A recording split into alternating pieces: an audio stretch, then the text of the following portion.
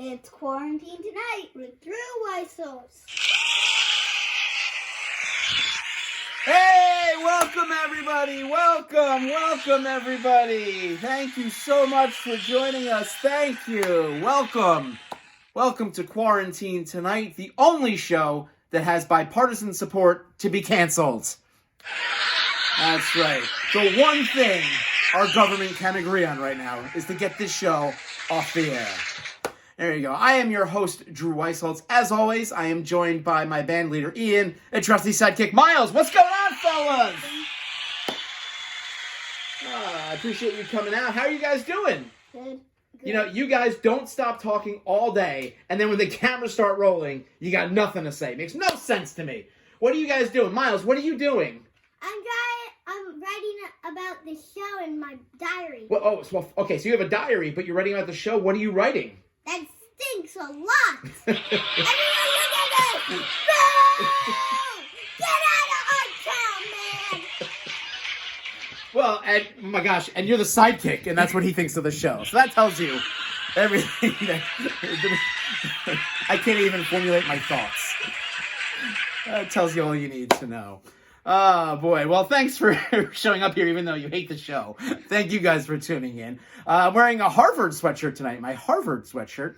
It's a reminder to my kids that if you study hard, put all your effort into your schoolwork, and focus solely on achieving a lofty goal, then you too can pretend to host a fake talk show for ones of people who are only watching because they've seen everything else on TV. Goals. Who wants to be on real TV when you can do this? Oh, boy. And we've been using the Fozzie Bear laugh track. We introduced that last night. 10 months after we started the show, we started to use the Fozzie Bear laugh track. And he's a comedy legend, which is too bad because he really had musical skill.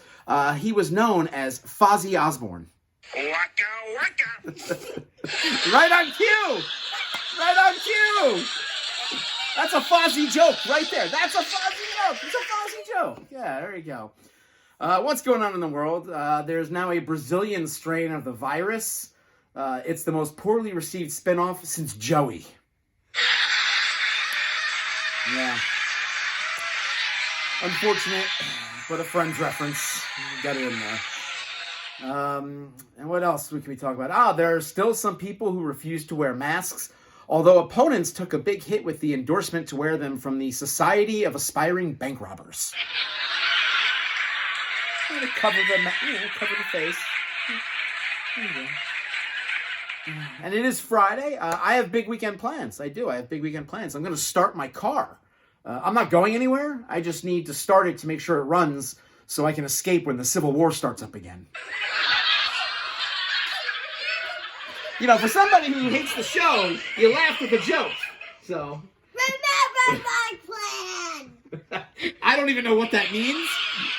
Are you involved in the Civil War? Oh, super.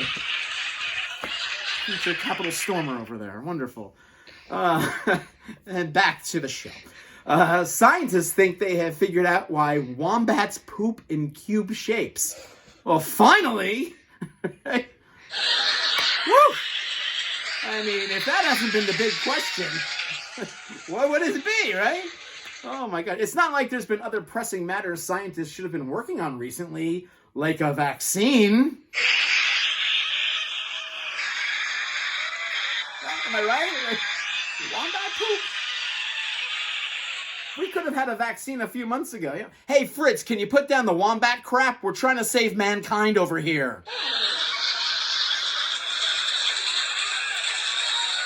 Wombat poop. Who knew that wombats pooped in cubes, and who knew it was such a big issue? Smokers, meanwhile, you might have heard this, smokers have been getting bumped up in line for the vaccine. I don't think this is what people envisioned when they say smokers are going to go first.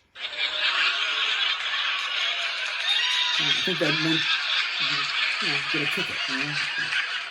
I'm sucking down Lucky Strikes now so I can get emphysema and get the vaccine. Destroy my lungs, save my life.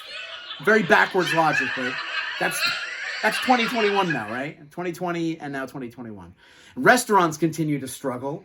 A new lawsuit says Subway's tuna sandwiches don't actually have any tuna in them.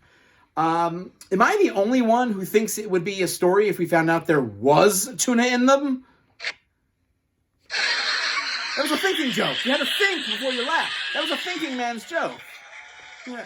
And then you take it down with the volume a little bit because you don't want to be overly loud when you laugh. Oh, boy. New York City, meanwhile, announced that they will open up indoor dining on Valentine's Day. It'll be really romantic because the only people legally allowed in a restaurant will be you and your date. Nobody else is going to be in that restaurant. Accidentally romantic. Accidentally, I think. And Valentine's Day is coming up, but don't feel bad if you can't go anywhere. It's the perfect time to cozy up with that special someone right next to the roaring dumpster fire that we're living through. There you go. Hey, thank you guys so much for tuning in. We have a great show tonight. Ian and Miles are here, even though they think it's a horrible show, so we appreciate that. And Fozzie is here.